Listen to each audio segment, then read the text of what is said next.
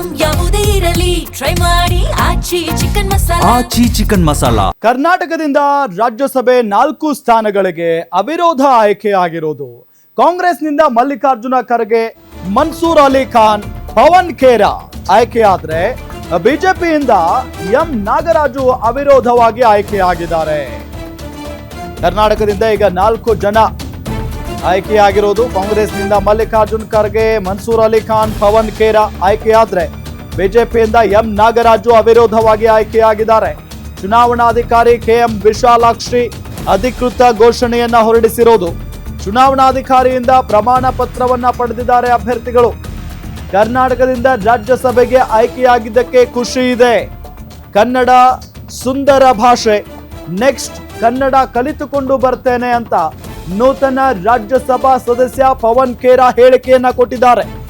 ಇನ್ನು ನಾನು ನಮ್ಮ ಪಕ್ಷದ ಹಿರಿಯ ನಾಯಕರಿಗೆ ಧನ್ಯವಾದವನ್ನ ಹೇಳ್ತೇನೆ, ನಮ್ಮ ರಾಜ್ಯದ ಸಮಸ್ಯೆಗಳ ಬಗ್ಗೆ ಚರ್ಚೆ ಮಾಡ್ತೇನೆ ಅಂತ ರಾಜ್ಯಸಭಾ ಸದಸ್ಯ ಮನ್ಸೂರ್ ಅಲಿ ಖಾನ್ ಹೇಳಿಕೆಯನ್ನ ಕೊಟ್ಟಿದ್ದಾರೆ.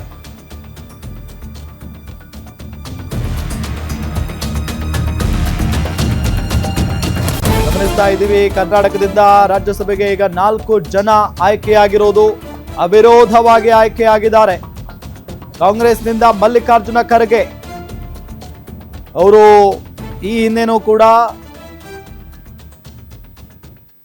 ರಾಜ್ಯಸಭಾ ಸದಸ್ಯರಾಗಿದ್ರು, ವಿಪಕ್ಷ ನಾಯಕರಾಗಿಯೂ ಕೂಡ ಕೆಲಸ ಮಾಡಿದ್ದಾರೆ.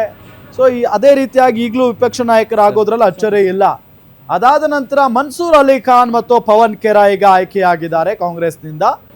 ಅದಾದ ನಂತರ ಬಿಜೆಪಿಯಿಂದ ಎಂ ನಾಗರಾಜು ಅವರು ಅವಿರೋಧವಾಗಿ ಆಯ್ಕೆಯಾಗಿರೋದು. ನಿಮಗೆ ದೃಶ್ಯಗಳಲ್ಲಿ ನಾವು ತೋರಿಸ್ತಾ ಇದ್ದೀವಿ. ಚುನಾವಣಾಧಿಕಾರಿ ಕೆಎಂ ವಿಶಾಲಾಕ್ಷಿ ಅವರಿಂದ ಪ್ರಮಾಣ ಪತ್ರವನ್ನ ಪಡೆದುಕೊಳ್ತಾ ಇರುವಂತ ಅಭ್ಯರ್ಥಿಗಳು. ಕರ್ನಾಟಕದಿಂದ ರಾಜ್ಯಸಭೆಗೆ ಆಯ್ಕೆಯಾಗಿದ್ದಕ್ಕೆ ಬಹಳ ಖುಷಿ ಇದೆ. ಕನ್ನಡ ಭಾಷೆ ಬಹಳ ಸುಂದರ, ನೆಕ್ಸ್ಟ್ ಕನ್ನಡ ಕಲಿತುಕೊಂಡು ಬರ್ತೇನೆ ಅನ್ನೋ ನಿಟ್ಟಿನಲ್ಲಿ ನೂತನ ರಾಜ್ಯಸಭಾ ಸದಸ್ಯ ಪವನ್ ಖೇರಾ ಅವರು ಹೇಳಿಕೆಯನ್ನ ಕೊಟ್ಟಿದ್ದಾರೆ. ಪವನ್ ಖೇರಾ ದೃಶ್ಯದಲ್ಲಿ ಮಧ್ಯದಲ್ಲಿದ್ದಾರೆ, ಗಮನಿಸಬಹುದು. ಅದಾದ ನಂತರ ನಾನು ನಮ್ಮ ಪಕ್ಷದ ಹಿರಿಯ ನಾಯಕರಿಗೆ ಧನ್ಯವಾದ ಹೇಳ್ತೇನೆ, ನಮ್ಮ ರಾಜ್ಯದ ಸಮಸ್ಯೆಗಳ ಬಗ್ಗೆ ಚರ್ಚೆ ಮಾಡ್ತೇನೆ ಅಂತ ಮನ್ಸೂರ್ ಅಲಿ ಖಾನ್ ಅವರು ಮಾತನಾಡಿದ್ದಾರೆ. ಬಹಳ ವಿಶೇಷವಾಗಿ ಈ ಸಂದರ್ಭದಲ್ಲಿ ನಾನು ನಮ್ಮ ರಾಷ್ಟ್ರೀಯ ಅಧ್ಯಕ್ಷರು ಮತ್ತು ನಮ್ಮ ರಾಷ್ಟ್ರದ ಪ್ರಧಾನಮಂತ್ರಿಗಳು ಮತ್ತು ಶ್ರೀ ಅಮಿತ್ ಶಾಜಿ ಅವರು ಮತ್ತು ಕೇಂದ್ರದಲ್ಲಿರುವಂಥ ಪಕ್ಷದ ನಾಯಕರಾದ ಶ್ರೀಯುತ ಸಂತೋಷ್ ಜಿ ಅವರು ಮತ್ತು ಮಾನ್ಯ ಶ್ರೀ ಪ್ರಹ್ಲಾದ್ ಜೋಶಿ ಅವರು, ಇವರಿಗೆಲ್ಲ ಹೃತ್ಪೂರ್ವಕವಾದ ಧನ್ಯವಾದಗಳನ್ನ ಅರ್ಪಿಸಲಿಕ್ಕೆ. ಅದೇ ರೀತಿ ರಾಷ್ಟ್ರ ರಾಜಕಾರಣದಲ್ಲಿ ಇರುವಂಥ ನಮ್ಮ ರಾಜ್ಯದ ಹಿರಿಯ ನಾಯಕರಾದ ಸನ್ಮಾನ್ಯ ಶ್ರೀ BS ಯಡಿಯೂರಪ್ಪನವರಿಗೆ, ಹಾಗೆ ರಾಜ್ಯದ ಅಧ್ಯಕ್ಷರಾದ ಶ್ರೀಯುತ ವಿಜೇಂದ್ರ ಅವರಿಗೆ, ಹಾಗೂ ನಮ್ಮ ವಿರೋಧ ಪಕ್ಷದ ನಾಯಕರಾದ ಶ್ರೀ ಅಶೋಕ್ ಅವರಿಗೆ, ಛಲವಾದಿ ನಾರಾಯಣ ಸ್ವಾಮಿ ಅವರಿಗೆ, ಹಾಗೂ ನಮ್ಮ ಪಕ್ಷದಲ್ಲಿ ಸಚೇತಕರಾದ